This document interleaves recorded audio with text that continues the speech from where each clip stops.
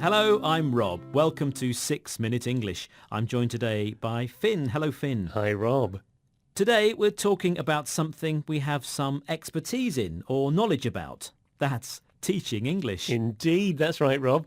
We work on the BBC's Learning English website, hopefully giving people around the world a helping hand in learning a language that isn't the one they normally use. Well, hopefully we're about to make that learning journey a bit easier as we launch a brand new online course. Yes. But how long does it take someone to become a fluent speaker of English? Well, it's a good question, Rob, and one we'll try to answer today. We'll also be discussing some general ways to make learning English easier and explaining some learning-related vocabulary along the way. So let's get started, Rob. Okay, well, hold your horses, Finn. Okay. Not so fast. I have a question to ask you first. According to the last UK census taken in 2011, what percentage of the British population speaks a first language that's not English? Is it A, 1.7%, B, 7.7%, or C, 14.7%? That's an interesting one. My first guess is C, 14.7%. Well, we'll find out if you're right or wrong later on. So now we can discuss how learning English is getting easier. Of course, there are a huge number of publications, books, leaflets and magazines that can help teach you. But there are those people who say that you can't beat the real thing, a teacher, someone who can explain a language to you face to face. Indeed, but that comes at a cost and isn't always practical. You might not have a school nearby. That's why in the 21st century, online seems to be the main method of learning. Technology is allowing the English language to come to you. That's true. And that's why we've launched a brand new English course that's available on a computer, tablet or mobile phone. It's aimed at intermediate learners and charts a pathway through the various aspects of the language. And we hope that by committing around 15 minutes a day to using it, a learner will see a real improvement in their English knowledge and skill. But as well as using resources available online, how else can someone help themselves to get a better grasp, that's a better understanding, of English? Well, if someone wants to become a confident speaker of English, trainer Richard Hallows has some tips. Have a listen and see if you can hear what are the two main aspects of English that you need.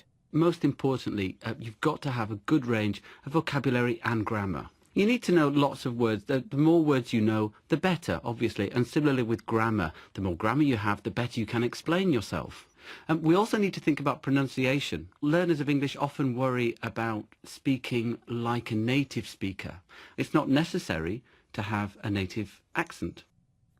Okay, so Richard says you need a good range or a wide variety of vocabulary and grammar. The more words you know, the more you can say. And the more grammar you know, the better you can say it. Or even write it. True. One other tip is don't try to sound like a native, so someone who speaks English as a first language. Well, all these are things that we aim to cover in our new course. Our new course might be a big help to you if you need English for your work, or if you're studying in English, or if you're planning to visit or even live in the UK.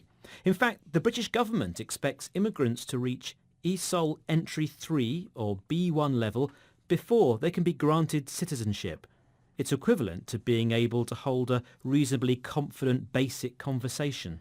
Well, in the UK, it's estimated that you need around 360 hours of study to get to that stage from not knowing any English at all.